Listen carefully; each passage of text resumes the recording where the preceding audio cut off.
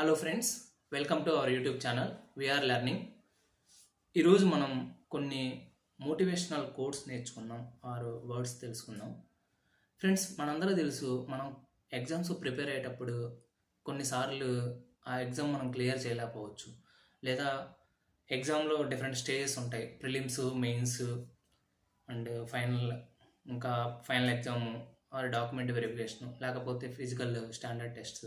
అలా వీటిలో మనం ఎక్కడ పోయినా కానీ ఆ జాబ్ని మనం కోల్పోయినట్టే. సో అలాంటప్పుడు మనం చాలా డిసప్పాయింట్ అవ్వచ్చు, డిప్రెషన్లోకి వెళ్ళినట్టు ఉంటుంది. కానీ అక్కడి నుంచే మనం రైజ్ అవ్వాలి friends. Back to the square అనిపించినప్పుడే మనం మంచి బూస్టప్ అయ్యి అక్కడి నుంచి ఎదగాలన్నమాట. సో దీనికోసం ఎస్పెషల్లీ స్టూడెంట్స్ కోసం చాణక్యుడు, అంటే ఈయన అర్థశాస్త్రాన్ని రాశారు, అట్ ద సేమ్ టైం నీతి శాస్త్రం అనే 2 బుక్స్ రాశారు. ఆయన నీతి శాస్త్రంలో చాలా ఇంపార్టెంట్ థింగ్స్ చెప్తారనమాట. ఆయన 5 థింగ్స్ చెప్తాడు. ఫస్ట్ వన్ వచ్చేసరికి కాకా చేష్ట. సో కాకా చేష్ట అంటే, కాకా అంటే క్రో అనమాట. కాకా చేష్ట. So we should put our efforts like crow. మనం ప్రయత్నం ఎంత ఇదిగా చేయాలంటే ఒక కాకిలాగా చేయాలన్నమాట. మనందరికీ తెలుసు ఫ్రెండ్స్, చిన్నప్పుడు ఒక కాకి బాగా దాహంగా ఉంటుంది. సో అది ఒక కుండలో వాటర్ చూస్తుంది, వెతుకుతూ ఉంటే కుండలో వాటర్ చూస్తుంది.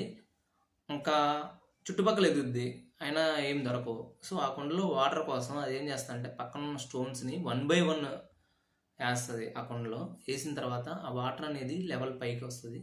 వచ్చిన తర్వాత ఆ వాటర్ తాగుతుంది అనమాట. సో ఇది చాలా ఇన్స్పిరేషన్గా అనిపిస్తుంది అనమాట. మన ఎఫర్ట్స్ కూడా అలానే ఉండాలి ఫ్రెండ్స్.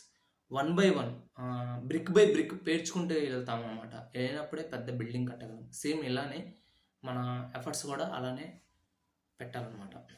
నెక్స్ట్ బకోద్యాన. ఫ్రెండ్స్, మీరు ఎప్పుడైనా చూసుంటారు, ఒక సరస్సులో చేపను పట్టాలనుకుంటుంది కొంగ.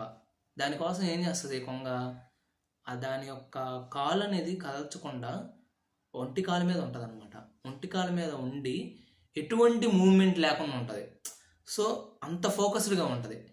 మనం కూడా మన టార్గెట్ మీద, అంటే ఎగ్జామ్స్, జాబ్ కొట్టడం మీదే క్లియర్గా మన టార్గెట్ పెట్టుకోవాలన్నమాట. అందుకే బకోద్యాన అనేది చాలా ఇంపార్టెంట్.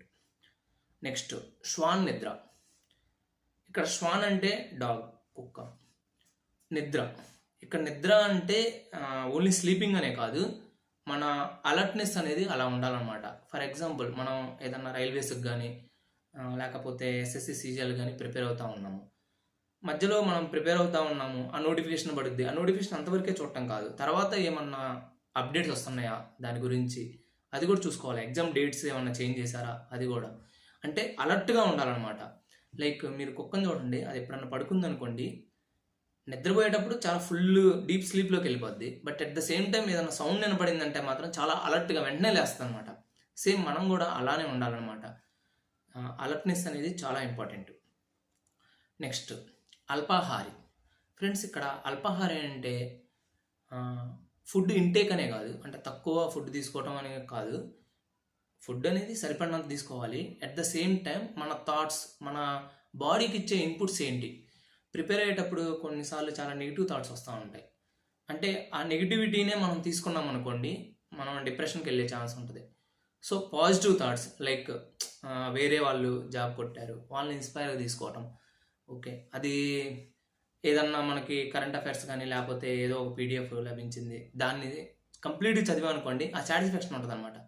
అలా మనం బూస్టప్ అవ్వడానికి ఉపయోగపడుద్ది. అంటే మన తీసుకునే ఇన్పుట్స్ అనేవి కూడా చాలా మంచిగా ఉండాలన్నమాట. సో అది అల్పాహారి. నెక్స్ట్ గృహత్యాగి. ఇక్కడ గృహత్యాగి అంటే మనందరూ తెలుసు, జనరల్గా ప్రిపేర్ అయ్యే వాళ్ళు ఇంట్లో చాలా తక్కువ మంది ప్రిపేర్ అయ్యి సక్సెస్ కొట్టిన వాళ్ళు ఉంటారు. ఏ హాస్టల్లోనే ఉంటారు. Like metro cities, Hyderabad, Mumbai, Delhi, Chennai అలా వస్తారు. వాళ్ళ ఫ్రెండ్స్తో పాటు ప్రిపేర్ అవుతూ ఉంటారు. ఇక్కడ గృహత్యాగి అంటే ఇంటిని ఒక్కదాన్నే వదిలేయటం కాదనమాట. It's like leaving your comfort zone. కొన్నిసార్లు కొంతమంది ఉంటారనమాట, నాకు మ్యాథ్స్ అంటే అంతగా రాదు, బట్ నేనేం చేస్తానంటే ఆ మ్యాథ్స్ పోర్షన్ వరకు వదిలేస్తాను కంప్లీట్గా. ఫ్రెండ్స్, ఒకటి గుర్తుంచుకోండి, ఎప్పుడైనా సరే మనం వీక్నెస్ని స్ట్రెంగ్త్గా మార్చుకోవటమే మనం జాబ్ కొట్టడానికి ఒక సింబాలిక్గా ఉపయోగపడుతుంది అనమాట.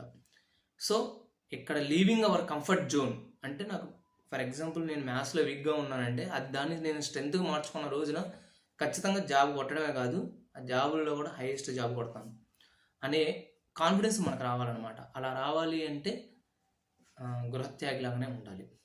ఇవి ఫ్రెండ్స్ చాణక్యుడు మనకు చెప్పిన 5 ఇంపార్టెంట్ థింగ్స్. సో వీటిని మనం మంచిగా తీసుకొని మనం కూడా లైఫ్లో ఎదగాలి. We should win. Thank you friends. ఇలాంటి మోటివేషనే కాదు, నేను సబ్జెక్ట్ రిలేటెడ్ వీడియోస్ అవి కూడా చేస్తూ ఉన్నాను. సో మీ ఫ్రెండ్స్కి చెప్పండి. కాంపిటేటివ్ ఎగ్జామ్స్కి ఎవరైతే ప్రిపేర్ అయ్యే వాళ్ళు ఉన్నారో వాళ్ళందరికీ చెప్పండి ఫ్రెండ్స్, సబ్స్క్రైబ్ చేయమని, అలానే వీడియోస్ అవి లైక్ చేయమని.